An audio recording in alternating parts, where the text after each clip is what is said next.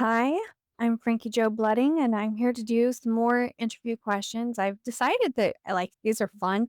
It's a great way for me to be geeky and just kind of relax and let you in on the writing side of things, which is a lot more than just writing, sitting alone, drinking coffee, drinking wine, thinking of very angsty things to write about and coming up with a million plot points and outlining, doing budgets. Yeah, it is a business. There are just there are so many aspects of it. And the one I think one of the reasons why I burned out as hard as I did is because I got bogged down by the business end of it. I am a project manager in construction. And so I took a lot of what I learned through that into managing the business. And there's just a lot there. And when you're the only person doing everything, it can be quite overwhelming. And you can easily lose sight of why you started doing this in the first place, especially if you're not making, mad amounts of money, which I've written a I've managed to get a few awards and made a couple of bestsellers lists and, I got my letters. But I made decent enough money. Like I was able to live off of what I was making doing this for a while. But I never made mad amounts of money. And let me tell you, I think that would be absolutely amazing. If I'm allowing myself to dream, I am dreaming of writing a story that is so amazing that it connects with so many people on so many levels. The people, multiple people, want to read my book. And then I actually get to go on a book tour. I dream of being able to go on a physical book tour and having people lining up to get my autograph. I think that would be really neat. But it's not the fact that I'm autographing their books, it's being able to look them in the eye as they say hello. In my big dreams, I'm just looking people in the eye as they say hello with my book. So I know what we're connecting over. I think that that would be really neat. But for today, we are talking about story stuff. As I'm coming back from burnout, I need to focus on the things that I enjoy doing. And I do love publishing, but I don't necessarily love the business end of it. Like I'm not in this for the business part. I'm in this for the story part. So I'm trying to reconnect with that, trying to find that spark again so I can inflame myself. I used to have a really big flame and I remember telling myself, I don't think that I'll ever run out of ideas or I will never run out of the energy to write. I wish that version of myself had shut up. She'd spoken because I did burn out.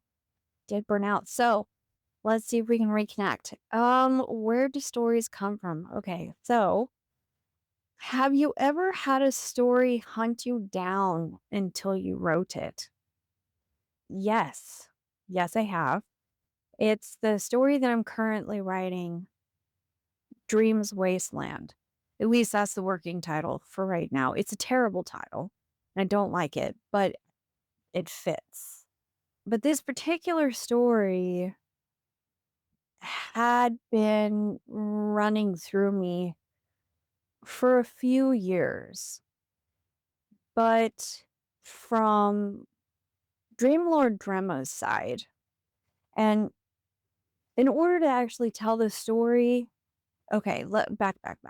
So Dreamlord Drema has this dream that she's helping people become better versions of themselves. And she's doing that by helping to create the Dreamland infrastructure, which is a program like the Matrix, but it touches multiple worlds.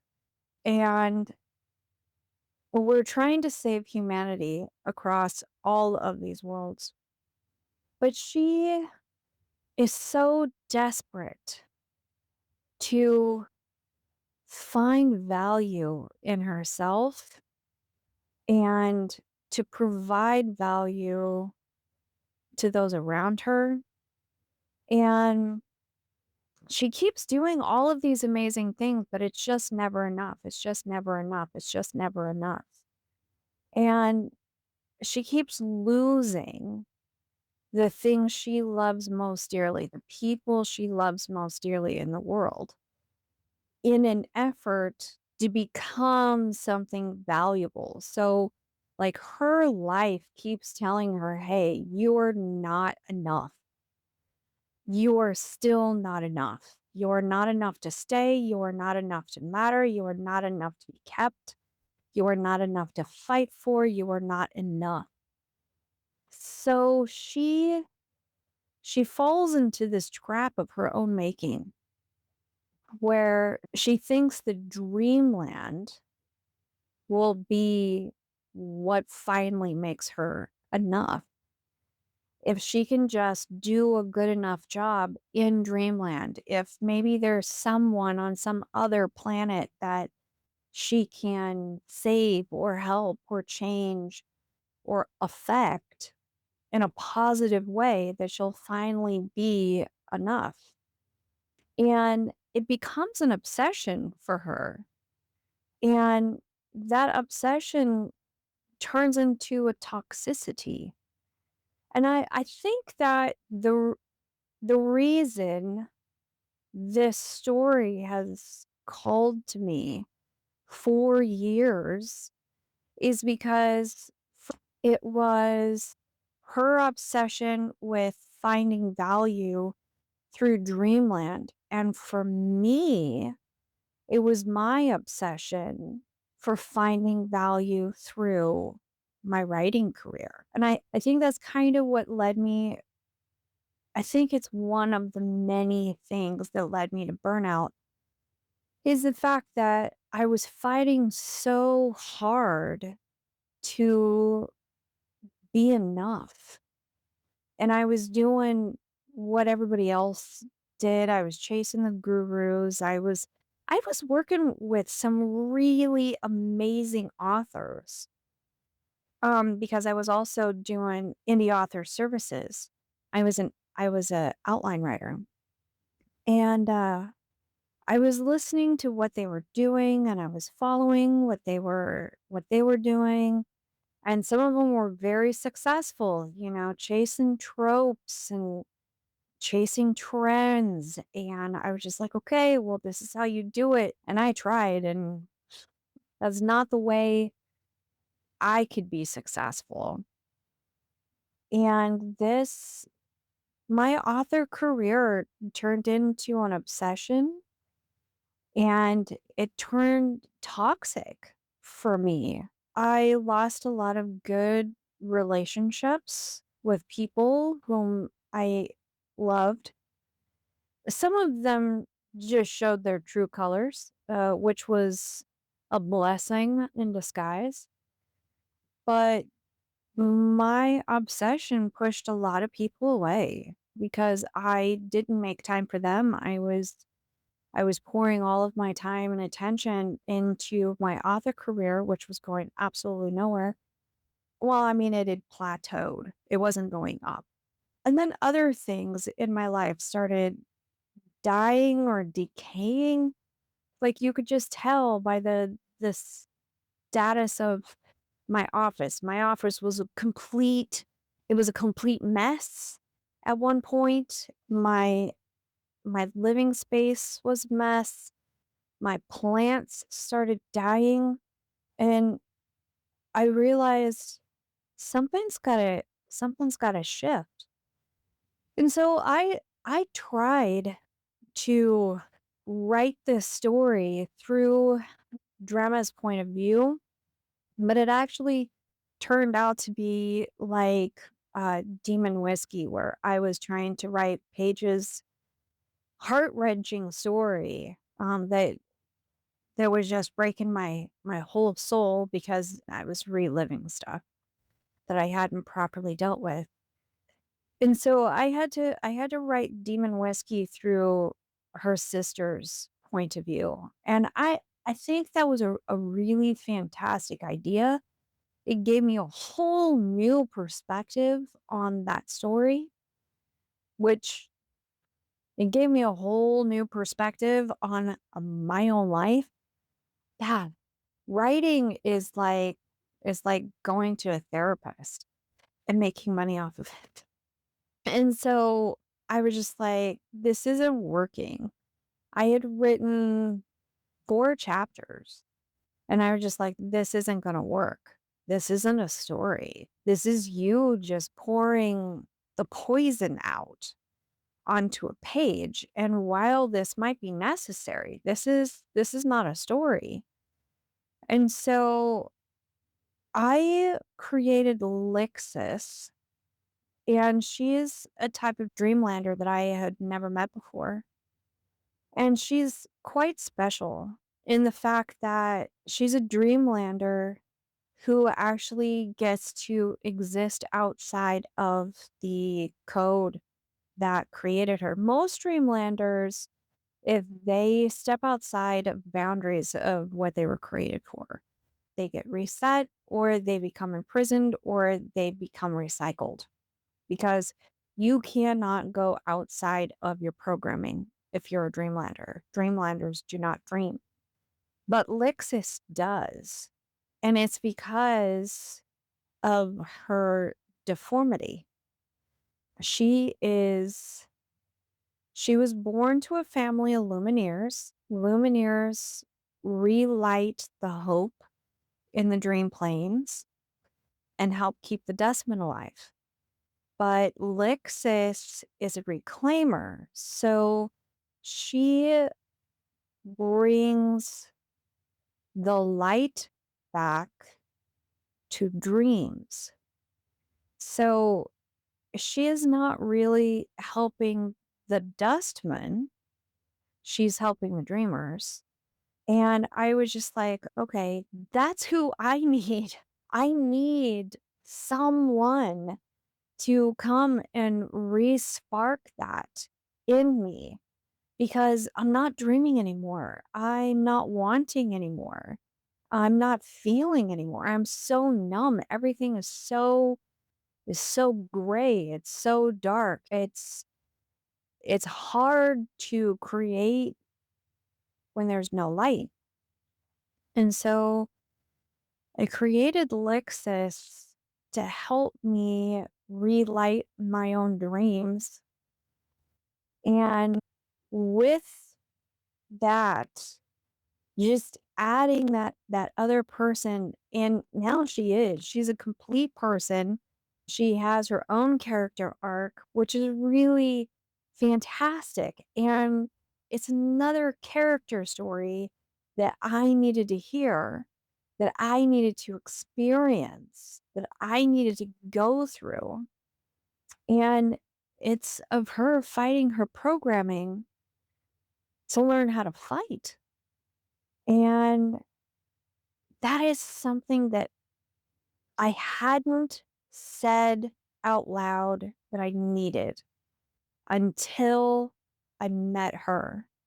And by meet her, I understand she's an invisible person inside of me, but authors are just they're interesting. They're just interesting people because they can create characters out of nothing. They can create spaces out of nothing, except for the experiences that they hear about and see and collect. So somewhere I collected versions of Lexis from the people around me. And I don't know exactly where I got her from or who it was that I met who gave me the inspiration for her, but, yeah, this was definitely a story that hunted me down, and now that I'm writing it, it just I feel like pieces are coming together. I feel pieces of me coming into place. Like, things are starting to fit, and I'm becoming someone I want to be, which is a really big thing for me. I wish that I could give shorter answers, but I am not a poet. I'm not a short storyteller. I'm not a novella teller. I am a novelist. Meh. Okay, so darkness, conflict, and tension. Ooh, okay. How do you decide what price a character has to pay to grow? I don't. I am okay. So when I was doing author services, and I created this system for authors, and there were four major buckets, and they were the lore keeper, the myth maker, the heart weaver, and the wild scribe. And if I could get them into one of those four buckets, I had kind of an idea of how best they worked. And when I was writing their outlines, like what things needed I needed to focus on and what their stories needed to be like, what beat sheet I needed to use for them. And I, for the most part, am a myth maker. So I like to create my own systems. I'm an architect. I like to build things myself. However, when it comes to creating, I'm a bit of a wild scribe. I'll come up with the general outline so that I know where I need to go, roughly how I'm going to get there, and some of the emotional beats that I want to feel or have felt in the story, but I don't control it. I don't control the story. I don't control the narrative. I don't control how we get there. And so I don't make the decisions. Like when we get to those big moments and I'm like, "Okay, you had this moment, you had this reaction, you went through this. Was this enough?" And if they go back into repeating the same things, saying the same things, doing the same things, and I'm like, "Okay, you haven't learned. So you need something more." And I didn't used to be that kind of author who was just like, "Okay, well, you haven't learned your lesson, so I'm gonna let you pick your own path, and hopefully we'll get to the end and you'll save the day." But now I'm just like, "Okay, you haven't learned your lessons, so I'm going to throw something bigger at you." There was a series, it was supposed to be a four-book series, and I wrote the first 2.5 books. I was halfway through book 3, and all of the main characters died at the midpoint battle because my main character didn't learn any of the lessons that she needed to in order to be enough to fight to the villain. And so when all of my characters died, let me just tell you, okay, like it was bad. It was bad. It was so bad. I cried. I cried so hard because like I watched all of these characters whom I loved die, and then the story died too. And I was just like, okay, well, how do I bring this back? And The answer was, "You don't," because they died. She didn't learn. So now, if my characters don't learn what they need in order to move on, I throw more stuff at them. And sometimes it gets pretty terrible. Like they have to go pretty low. Like Sin, oh my gosh, that boy was so dense in Devices of War. His head was thick. And I would throw things at him and he'd just be like, "Yeah, okay, whatever." And he would keep doing the same thing. And like I killed his whole family. I destroyed his entire family. Like they fell out of the sky with their boats on fire. And then he finally got it. But like I had to nearly break that boy in order for him to grow. So it depends on the character and how willing they are to listen. And I don't control that. I don't control that. I like to create the architecture that their growth can move along, but I have zero control of how they react and how they grow.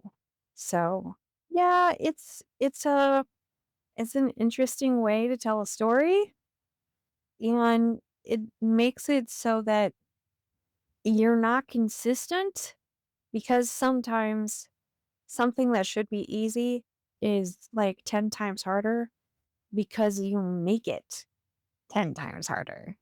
Yeah. Yeah. Yeah. That's real. That's real. All right. Well, because I went so long-winded, we only had time for 2 questions, but it's good because my husband just showed up and he's getting all stompy, which means he's gonna be coming up here soon, and he doesn't care what kind of signs I have on the door. If I say on the air, he's just like, "Hey, babe, how are you?" I love his family, so his family will never fall from the sky on fire. Um, hmm, and I am not in control of his character arc. So anyway, I should probably go. But I hope that you're having a great week. I hope that you are having a wonderful week. And you know what? If you're not having a wonderful week, I hope that you're taking time to honor yourself and where you are and just let yourself have a moment. And I hope that you're reading good books or, something that sparks contentment at some level. I hope that you are in a lovely, comfy chair and that you're drinking wonderful beverages and that you're finding some way to find enjoyment in your life. All right. Until next time, read on.